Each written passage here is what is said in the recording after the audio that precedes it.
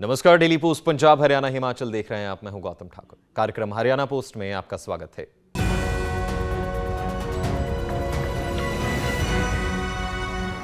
मुख्यमंत्री मनोहर लाल की उदारता, आस्था व श्रद्धा से सभी वाकिफ हैं। अब मुख्यमंत्री मनोहर लाल ने अपने पैतृक गांव को एक ऐसा अनमोल तोहफा दिया जिसके लिए गांववासी उनकी सराहना करते नहीं थक रहे। देखिए इस रिपोर्ट में। मुख्यमंत्री मनोहर की उदारता। अपने पैतृक गांव पहुंचे थे सीएम। अपना पैतृक घर गांव की पंचायत के किया सुपुर्द। सीएम के पैतृक घर में बनेगी ई लाइब्रेरी। मुख्यमंत्री मनोहर लाल उदार दिल के शख्स हैं, इस बात में कोई दो राय नहीं। अब एक कदम और आगे बढ़ते हुए मुख्यमंत्री मनोहर लाल ने अपनी उदारता का ऐसा परिचय दिया कि हर कोई बोल उठा, मुख्यमंत्री हो तो ऐसा हो। दरअसल मुख्यमंत्री रोहतक से भिवानी जाते समय अपने पैतृक गांव बिनियानी पहुंचे थे, जहां उन्होंने माता पिता संग अपना बचपन बिताया था। यहां पहुंचे मुख्यमंत्री ने उदारता के साथ दरिया दिली दिखाते हुए बनियानी स्थित अपना पैतृक घर व अपने चचेरे भाई का पैतृक घर भी गांव की पंचायत के सुपुर्द कर दिया। मुख्यमंत्री मनोहर लाल के मुताबिक ये घर उनकी बहुत सी यादें संजोए हुए है, लेकिन अब इसे गांव की पंचायत को सौंप दिया गया है। और मुख्यमंत्री ने इस बात का हवाला भी दिया कि इस घर में बच्चों के लिए ई लाइब्रेरी बनाई जाएगी, ताकि यह सब बच्चों और साथ ही समाज के भी काम आ सके।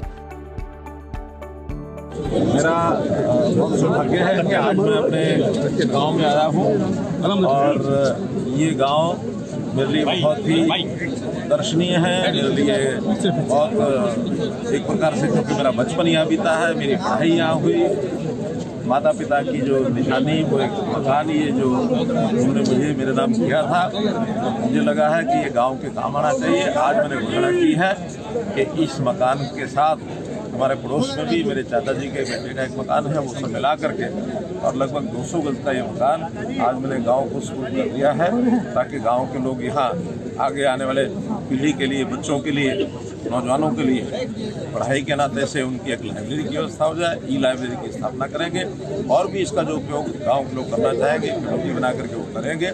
इसलिए आज इस घोषणा को करते हुए मुझे बहुत पसंद है। हरियाणा राज्य में मुख्यमंत्री मनोहर लाल ने अंत्योदय का उदय करने की भावना से काम करते हुए पिछले 9 सालों में कुछ ऐसी योजनाएं धरातल पर उतारी जिनका सीधा लाभ आज लाखों लोग पा रहे हैं। खेलों की बात हो या स्वास्थ्य के क्षेत्र की या फिर बात हो शिक्षा की, हरियाणा में डबल इंजन की सरकार ने हर क्षेत्र में तरक्की करते हुए पूरे देश के अंदर अपने आप को एक अलग रूप में स्थापित कर लिया है। और साथ ही कुछ प्रदेश की जनता को जो है वो कुछ सुविधाएं मनोहर सरकार की ओर से ऐसी भी प्रदान की जा रही हैं जिनका कोई मुकाबला नहीं। और उन योजनाओं का देखकर जो है वो दूसरे प्रदेश भी हरियाणा मॉडल का जो है वो अनुसरण कर रहे हैं। हरियाणा पोस्ट के तहत देखिए इस रिपोर्ट में। मनोहर सरकार के 9 साल सुशासन के लिहाज से बेमिसाल। प्रदेश में डबल इंजन की सरकार, कई कल्याणकारी योजनाएं भी चल रही। इन योजनाओं के तहत गरीब पा रहे लाभ। शिक्षा के क्षेत्र में उठाए गए सराहनीय कदम। स्वास्थ्य सुविधाओं के जरिए लोग लाभान्वित। निरोगी हरियाणा योजना का पहुंच रहा लाभ। शिक्षा के स्तर को भी सरकार उठा रही ऊंचा। हरियाणा पहला ऐसा राज्य भी है जिसने गरीबी रेखा से नीचे जीवन यापन करने वाले लोगों के लिए आय सीमा 1,80,000 रुपए तक बढ़ाई, ताकि वह सरकार की ओर से चलाई जा रही योजनाओं के लाभ से वंचित न रह जाएं। और हरियाणा ही एकमात्र ऐसा राज्य है जहां 1,80,000 रुपए की आय सीमा बीपीएल परिवारों के लिए तय है। और अगर वृद्धों या कुंवारों व विधुरों को पेंशन देने की बात की जाए तो वह रिकॉर्ड भी हरियाणा राज्य के नाम ही है। इस बात की जानकारी भी मुख्यमंत्री मनोहर लाल ने पूरे विस्तार से दी। 22 जिलों वाले इस बड़े राज्य ने खेलों में अपनी एक अलग पहचान बनाई है जिसका कोई मुकाबला नहीं। कुश्ती, मुक्केबाजी, हॉकी, कबड्डी समेत यहाँ के खिलाड़ियों ने देश प्रदेश में अपना लोहा मनवाया। और उन्हीं खिलाड़ियों को सम्मानित करते हुए जो इनामी राशि खिलाड़ियों को सरकार प्रदान करती है, उतनी राशि कोई और दूसरा राज्य नहीं देता। जी, बहुत सारे खिलाड़ी आके बोलते हैं कि हाँ, आपके हरियाणा में बहुत अच्छी खेल पॉलिसी है, हमारे यहाँ पे इतना कुछ जीरो है। तो बहुत सारे खिलाड़ी बोलते हैं ऐसा मैडम कि आपके जो प्रदेश में पॉलिसी है वो बहुत बेस्ट है। जी ऐसा तो है ही, हरियाणा स्पोर्ट्स का एक हब है, वो तो सबको पता है, और इतना सपोर्ट देते हैं गवर्नमेंट कैश अवार्ड्स में, और बाकी हम सब टीम इंडिया थे, वहाँ पे इंडिया को रिप्रेजेंट कर रहे थे। वहीं हरियाणा को दूध, दही और घी का प्रदेश कहा जाता है और उसकी वजह है यहाँ की विशेष मुर्रा भैंसों और साहिवाल गायों की वो किस्म जो हरियाणा में ही पाई जाती है, और इसी वजह से प्रदेश में दूध की नदियां बहती हैं। देश के लिए मेडल लाने वाले अपने खिलाड़ियों को 6 करोड़ रुपए तक नगद पुरस्कार देते हैं। कृषि में हरियाणा की अपनी पहचान है। वर्ष 1966 में हमारा खाद्यान्न उत्पादन लगभग 26 लाख टन था, जो अब 185 लाख टन हो गया है। हरियाणा खाद्यान्न में न केवल आत्मनिर्भर बना, बल्कि दूसरे प्रदेशों की ज़रूरत को भी पूरा कर रहा है। पशुपालन की बात करें तो हरियाणा अपनी मुर्रा भैंसों और साहिवाल गायों से दूध दही की नदियां बहाने वाला प्रदेश है। वर्ष 1966 में हमारा दूध उत्पादन लगभग 11 लाख टन था, जो अब 116 लाख टन हो गया है। मनोहर सरकार पिछले 9 सालों से सत्ता में है और मुख्यमंत्री मनोहर लाल की दूरदर्शिता और जन कल्याण की भावना के चलते आज हरियाणा के वह गांव जो कभी अंधेरे में डूबा रहा करते थे, वह आज रोशनी से जगमगा रहे हैं। और साथ ही हरियाणा के वह पिछड़े इलाके जो पानी की बूंद बूंद के लिए तरसते थे, उनकी परेशानी को दूर करते हुए मुख्यमंत्री मनोहर लाल की अगुवाई तले चल रही हरियाणा सरकार की ओर से कवायद करते हुए हर घर नल से जल पहुंचाने के काम को बखूबी अंजाम दिया गया। आज प्रदेश के 86% गांव व ढाणी 24 घंटे सातों दिन रोशनी से जगमगा रहे हैं। राज्य के हर घर में नल से जल पहुंच रहा है। हरियाणा आज ऑटोमोबाइल, आईटी और अन्य उद्योगों का बड़ा केंद्र है। आज यहाँ चमचमाते चौड़े राजमार्ग, एक्सप्रेसवे, रेल मार्ग व मेट्रो रेल का जाल बिछा है। शिक्षा की बात करें तो आज यहाँ आधुनिक शिक्षा के हर संकाय और विषय की शिक्षा देने के लिए अनेक विश्व स्तरीय शिक्षण संस्थान खुल चुके हैं, जहाँ दूसरे राज्यों के विद्यार्थी भी पढ़ने आते हैं। हरियाणा वीरों और जांबाजों की भूमि भी है और इस बात का अंदाजा इसी से लगाया जा सकता है कि फौज में हर 10वां सैनिक हरियाणा से वास्ता रखता है। वहीं जिन हरियाणा के वीर जवानों ने देश के नाम पर अपने प्राण न्यौछावर कर दिए, उन्हें भी मुख्यमंत्री ने याद करते हुए प्रणाम किया और साथ ही हरियाणा प्रदेश की बेटियों की बात करते हुए इस बात को रखा कि हरियाणा की छोरियों ने चाहे खेल का क्षेत्र हो या फिर शिक्षा का, बेटियों ने हर जगह बेहतर प्रदर्शन करते हुए हरियाणा का नाम खूब रोशन किया है। वहीं उन्होंने आज के युग के हरियाणा का निर्माण करने के लिए महिलाओं के योगदान का भी धन्यवाद किया। हम अपने युवाओं की देशभक्ति और वीरता को सलाम करते हैं, जिससे हरियाणा देश को हर 10वां सैनिक प्रदान करने वाला प्रदेश बना है। हमारे असंख्य वीरों ने देश की रक्षा के लिए अपने प्राणों की आहुति दी है और अभी भी सीमाओं के अडिग प्रहरी बनकर तैनात हैं। आज हम उन्हें श्रद्धापूर्वक नमन करते हैं। आज हमने बेटी बचाओ बेटी पढ़ाओ के संकल्प को पूरा करके हरियाणा के माथे से बेटियों को मारने वाले प्रदेश का कलंक मिटा दिया है और आज हमारी बेटियां हर क्षेत्र में हरियाणा का नाम और मान दोनों बढ़ा रही हैं। हमारी बेटियों व बेटों ने खेलों में भी अपनी उपलब्धियों से देश विदेश में झंडे गाड़े हैं। मुख्यमंत्री हरियाणा मनोहर लाल ने अपने संदेश के तहत हरियाणा के कर्मचारी वर्ग की अहमियत की बात रखते हुए हरियाणा की तरक्की में उनके योगदान की सराहना की और साथ ही इस बात का हवाला उनकी ओर से दिया गया कि पूरे देश के अंदर हरियाणा एकमात्र ऐसा राज्य है जिसने अपने कर्मचारियों के लिए 7वें वेतन आयोग को लागू करते हुए उन्हें लाभ पहुंचाया। वहीं बड़े राज्यों में अगर प्रति व्यक्ति आय की बात की जाए तो वह हरियाणा में 3 लाख रुपए के करीब है, जो बड़े राज्यों के लिहाज से सर्वाधिक है। मैं हरियाणा के कर्मचारियों को भी विशेष बधाई देता हूं, जिन्होंने इसकी प्रगति में अपना योगदान दिया। आज हरियाणा में लगभग 4 लाख कर्मचारी हैं और आज 7वें वेतन आयोग की सिफारिशें लागू करने वाला हरियाणा पूरे देश में पहला राज्य है। भाइयों बहनों, जब हम प्रदेश की 57 वर्षों की विकास यात्रा के इतिहास का अवलोकन करते हैं तो हम पाते हैं कि प्रदेश ने विपन्नता से संपन्नता की अनेक मंजिलें तय की हैं। हरियाणा देश के क्षेत्रफल का मात्र 1.34% और जनसंख्या का 2.09% है, लेकिन आज देश की जीडीपी में हमारा योगदान 4% है। हमारी प्रति व्यक्ति आय बड़े राज्यों में सर्वाधिक लगभग 3 लाख रुपए है, जबकि 1966 में ये मात्र 343 रुपये थी। उस समय हमारा निर्यात मात्र 4,50,00,000 रुपये था, जो अब बढ़कर 2,50,000 करोड़ रुपए को पार कर गया है। प्रति व्यक्ति जीएसटी संग्रहण में हम बड़े राज्यों में अग्रणी हैं। विश्व की 400 फॉर्च्यून कंपनियों के कार्यालय हरियाणा में स्थित हैं।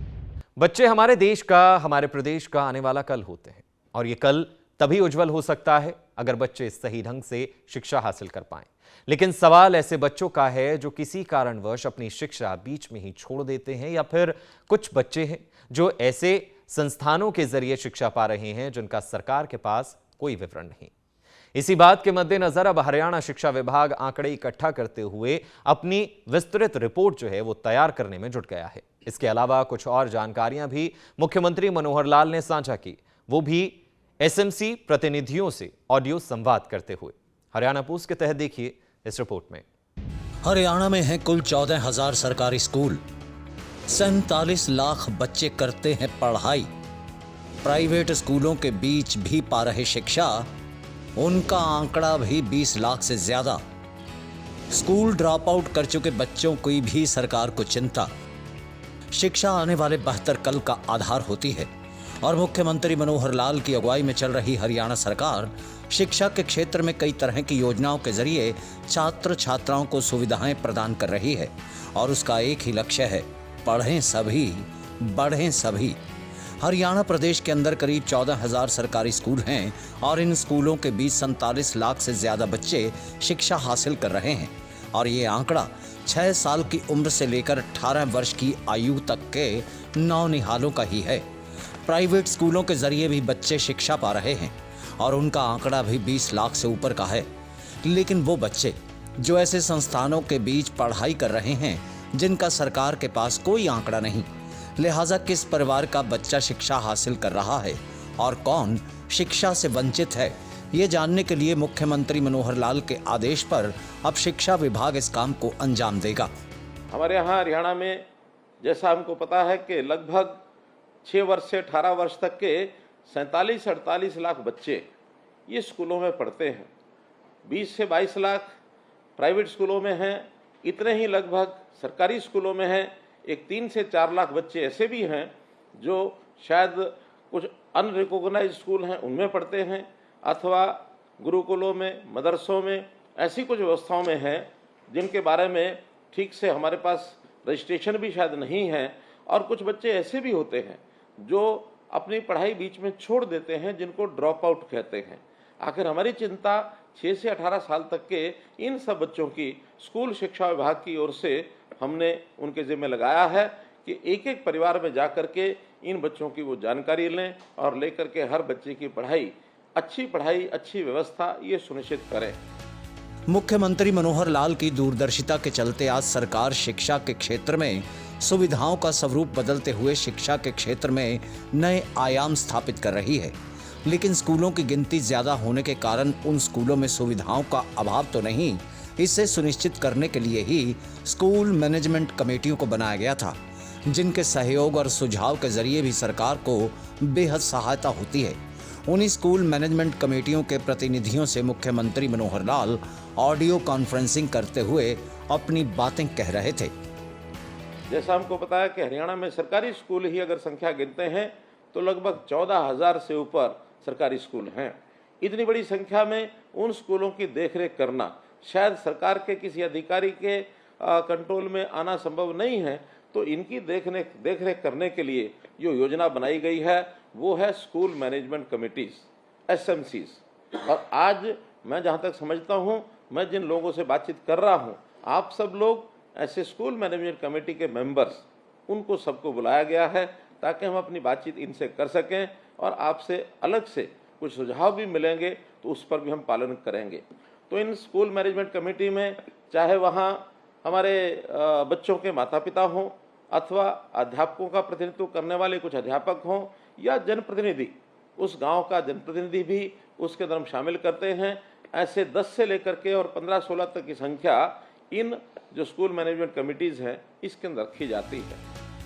मुख्यमंत्री मनोहर लाल की ओर से अपनी बात रखते हुए स्कूल मैनेजमेंट कमेटियों को ये संदेश भी दिया गया कि वह स्कूलों से जुड़ी सुविधाओं के अलावा अध्यापकों की उपस्थिति के साथ पढ़ने वाले बच्चों की हाजिरी पर भी पूरी तरह से नजर रखें, ताकि पता चल सके कि उनकी पढ़ाई सुचारू रूप से चल रही है या नहीं। इस नाते से हम लोग ये सुनिश्चित करें कि उन बच्चों की पढ़ाई समुचित चल रही है कि नहीं चल रही है, अध्यापक अपना काम ठीक से कर रहे हैं कि नहीं कर रहे हैं, नियमित तौर पर अध्यापक उपस्थित होते हैं अथवा नहीं होते हैं तो बच्चों की उपस्थिति ली जाती है कि नहीं ली जाती है, बच्चे भी सब उपस्थित विद्यालय में पूरा समय के लिए हों, सभी उनकी जो कक्षाएं हैं उसको वो अटेंड करें, कहीं बीच में बच्चे छोड़ करके कई बार घरों में चले जाते हैं वो भी ना जाएं। बच्चों का विकास के नाते से जैसे योग आदि की व्यवस्था है वो भी देखनी होती है। खेल में बच्चे कहीं अपना भाग लेते हैं कि नहीं लेते हैं, आखिर बच्चों के मानसिक विकास, बौद्धिक विकास के साथ साथ उनका शारीरिक विकास ये करना भी बहुत आवश्यक होता है। तो इस हिसाब से उन बच्चों को आगे बढ़ने के लिए जो गैर शैक्षणिक कार्य हैं उन कार्यों में भी बच्चों का विकास जो है वो जुड़ा होता है। बच्चों को पाठ्य पुस्तकें दी जाती हैं, डिपार्टमेंट की ओर से जो पाठ्य पुस्तकें निःशुल्क रूप में दी जाती हैं उनको मिली कि नहीं मिली हैं। ऐसे ही बच्चों को हमने जो 10वीं 11वीं 12वीं में मुफ्त में टैबलेट बांटे हैं वो टैबलेट उनको मिले कि नहीं मिले हैं। अधिगम ये जो शिक्षण सामग्री है वो उनको मिली है कि नहीं मिली है। बहुत बच्चों को प्रोत्साहन राशि ये दी जाती है, वो राशि उनको प्राप्त हुई है कि नहीं हुई है।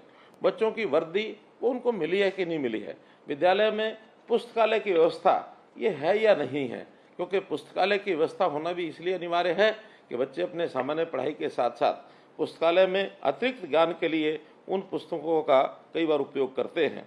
तो इस प्रकार से ऐसे बहुत से काम हैं जो बच्चों को पढ़ाई के साथ साथ उनकी व्यवस्था देखना, उनको ध्यान रखना, ये हमारा काम है। स्कूलों में पढ़ाई करने के लिए पहुंचने वाले बच्चों में वह वर्ग जो दिव्यांग है, लिहाजा उनके लिए हर स्कूल के बीच कुछ विशेष इंतजाम किए जाने बेहद जरूरी होते हैं। चाहे उनके कक्षा तक पहुंचने में सहाय होने वाले रैंप्स की बात हो या फिर उनके उठने बैठने के प्रबंध। एक श्रेणी उसमें विकलांग बच्चों की भी आती है, तो विकलांग बच्चे उनकी एक प्रकार से आने जाने की व्यवस्था, अगर कहीं चढ़ाई है उस स्कूल के कहीं फर्श पर तो उसको ऊपर चढ़ने के लिए वहाँ रैंप बने हैं कि नहीं बने हैं, उन बच्चों के बैठने की अलग से व्यवस्था है कि नहीं है।